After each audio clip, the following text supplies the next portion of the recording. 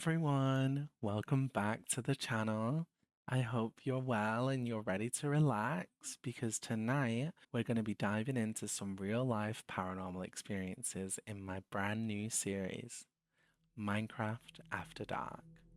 I'm going to be sharing some spooky stories, some paranormal stories from people just like you, so get comfy because I'm really excited to build this into a regular series. The paranormal has always fascinated me, and I've even had my own eerie encounters, which I'm going to be sharing along the way throughout this series. But if you yourself or someone you know has had a paranormal or ghostly experience and want me to tell your story here, please do feel free to send it over. I'd love to read about what you've gone through and give my thoughts on it. But for now, let me start with one of my own experiences that have stayed with me for a long time. It's something that happened a few years back now, and honestly, it still gives me shivers to this day. So, to give a bit of backstory, this experience involves one of my closest friends. I've known her forever. We've been friends since we were literal children.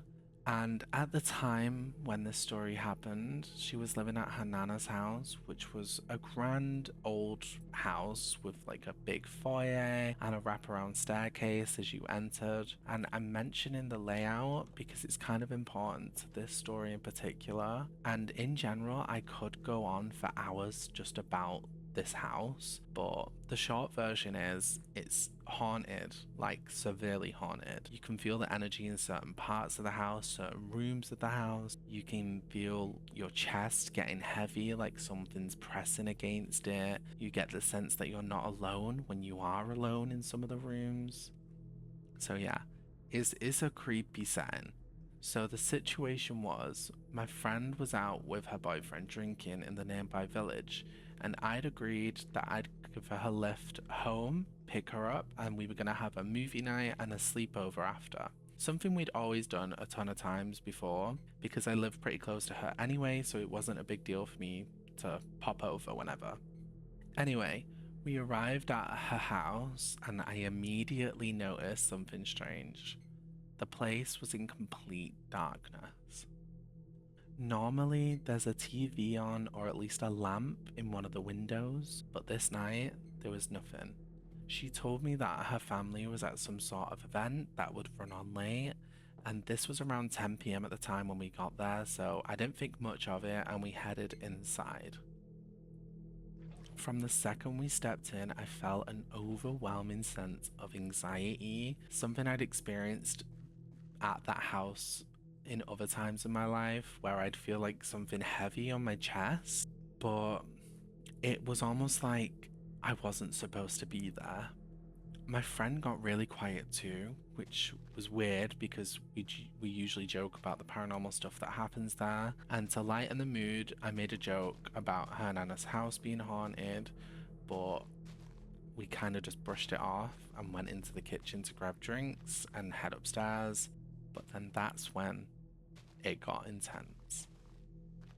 So, as we were leaving the kitchen to head to her room, we were standing in the hallway between the kitchen and the foyer area, the reception area, and we both heard something coming from upstairs. My first thought was, oh, your nana must be home. And I said it out loud to her, but my friend started to panic and she kept whispering, no one's here, everyone's still at the party. And the weird thing is that there had been an attempted break-in not too long before this happened. So I understood why she was freaking out, that I was obviously saying someone's here and she could also hear stuff. So it was kind of just a build up in that moment. But we stood there staring at each other, almost waiting for something to happen. And then we heard it. It was what I can only describe as bed sheets being thrown in the air as if someone was making a bed.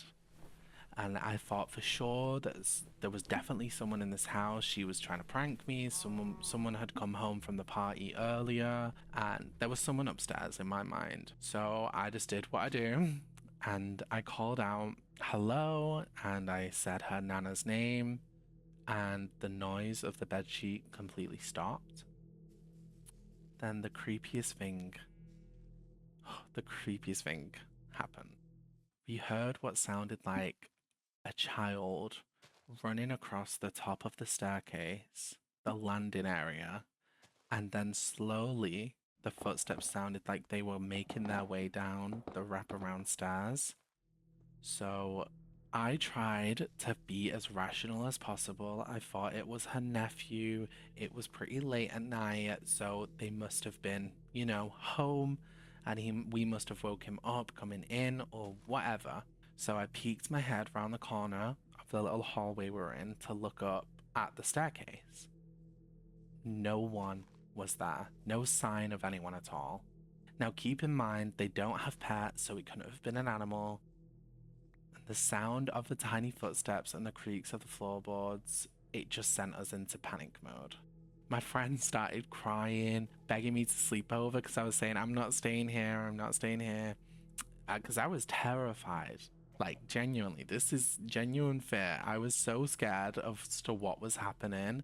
It just felt like whatever was there, whether it being paranormal or whatever you want to call it, it felt like it wanted us to know and be aware that it was there. So we basically calmed down, things seemed to settle, nothing crazy really happened from there, and I'd agreed that I'd stay and wait for her to fall asleep until her family got back.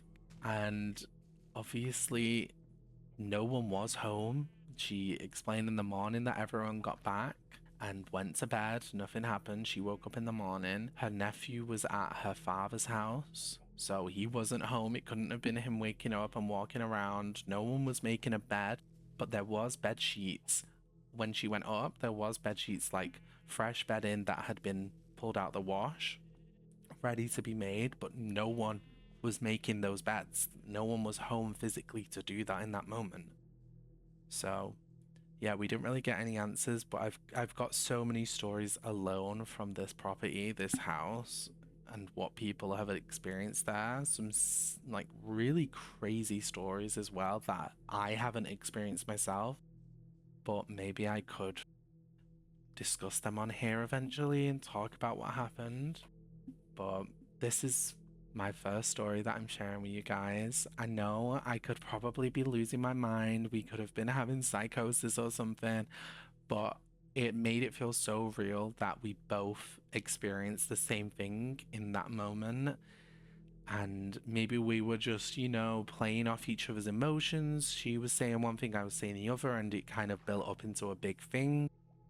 But all I can say is in that moment, what was happening felt so real, and it really, really did scare me. I've not stayed at her nana's house since this encounter. I've not slept over.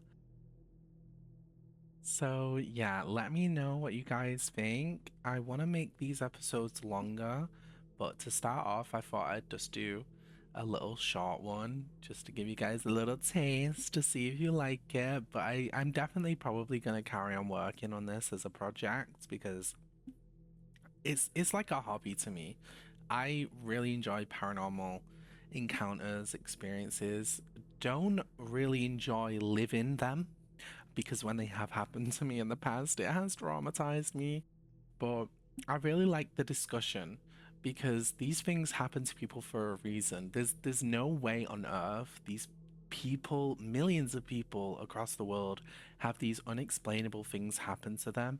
Whether it is just in their mind or there's some logical explanation to it, which there never is, I still want to go through people experiencing that in the moment and what they were feeling and the things that were happening. Why were they happening?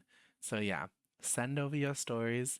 I'm going to be back with hopefully longer episodes. But yeah, let me know what you think. Bye.